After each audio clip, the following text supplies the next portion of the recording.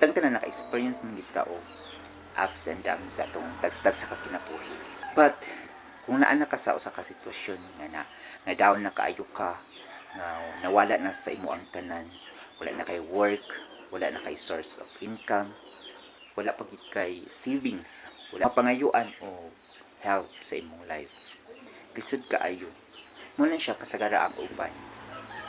Maghikog, ma-depress. Yes, muna siya ang kakahitabo sa ubang mga tao. Wala na. Especially kanang magsakit ka bitaw. Kanang magsakit ka bitaw nga. Kanang sakit nimo nga murag itakwil na bitaw ka kanang gaminusan na kaay ka sa ubang tao. Just like me sa akong sa nitabo sa ako.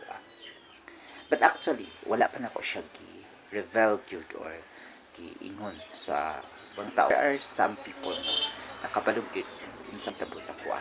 Kana bang mahadlok ka nga i-judge ka, mahadlok ka nga daganan ka og mga tao, mahadlok ka nga mahadlok ang mga tao sa imo.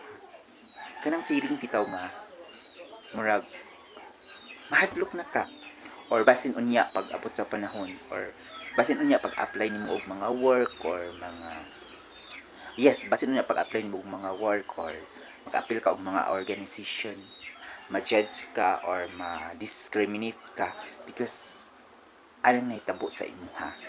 Mo na siya ang isa sa akong gakahadlukan sa akong self, sa akong life na someday or puhon pag mga apply ko o balik og trabaho, i-discriminate ko nila because ing-ani nga sitwasyon na ing-ana ko.